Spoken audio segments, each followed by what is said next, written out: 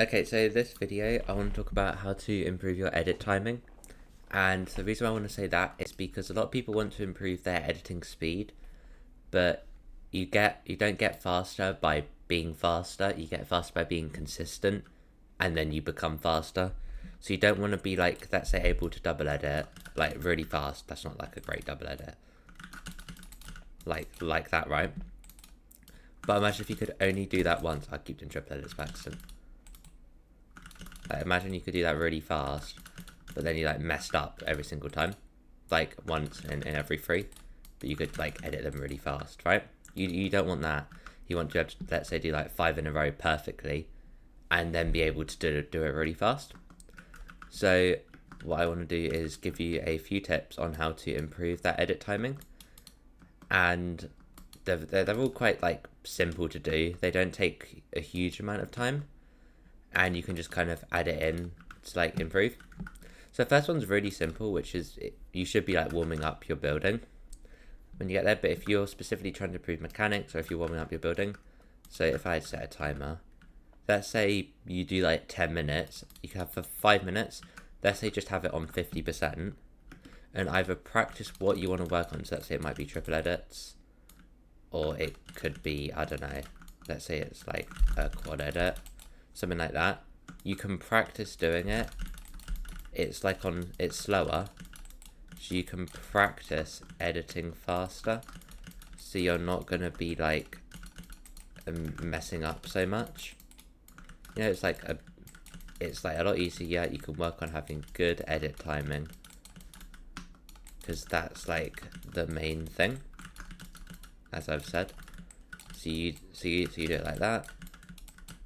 It's really easy, and then once you've gone back, you can like slowly increase it. So then you're doing it on like 70% instead, and then you can eventually do like 100, or you can even do like, if I reset, go back, you can go higher than 100. It goes from like 50 to 150 on this map. If you don't know what it's called V5. The code's on the top middle, or just search V5. It's probably like the best warm-up map to use around. So if you're not using this, you're kind of just asking to not be better at the game to some degree, right? And that's like the first way. The next way is if you go to the editing bit. If you can see, there's loads of options, and there's 2 things in here I'm going to show you. So what you want to be doing, I'm just going to tell you the ones that you should do. You should do this one, the quad edits, and then these 2 here. All of these 5 here across this way. Don't do this one here, and then do these 4, right? And what you can do, you can have it on again. You can have it on like a lower sense. So imagine I have it on a lower sense, and let's say I do this one, right? Lower sense. I can practice my editing timing. I can do it like this. Again, my editing isn't like amazing, but this is how I've been improving it. So it's quite simple. Again, also if you're on controller as well, your editing isn't really going to be as good in general as someone on keyboard and mouse, because on keyboard and mouse, I literally have a separate button to press the stair, edit the stair, like move it so I can do like that edit, and then I just kind of let go because I have edit on release, right? Or I'd press like F to confirm, because that's my edit and confirm button, right?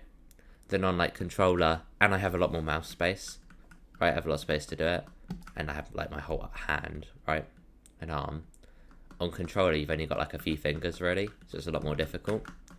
And then if I make this to 100, the other thing over here, which will just not only improve your edit timing, but let's say your peaks, is this bit here. So make sure it's teleport after edit. And with this, I forgot to add, with like, let's say you do these. If you do like one of these a day, if you're like if you just want to do like a bit, I'd recommend just doing like 5 of these really, and then calling it a day. I'm actually going to come out. But if you want to improve a lot more, I'd do 10. I wouldn't really do much more than that, to be honest, because it's more about consistency. Like if you do all of this that I'm about to show you every single day, you'll be a lot better than if you just did a massive amount of it once a week, right? But yeah, if you do these, again, if you're looking to do a bit, I just do 50. It won't take... Oh, I did the wrong edit, but then back to... Again, if you just do 50, you work on having good crosshair placement. if you like work on doing it like slowly, so it's like really consistent like this, make sure that your crosshair placement's really good and smooth. Oh damn, messed that up. Then after that, you can start going like a lot faster. Like, it's a lot more chill.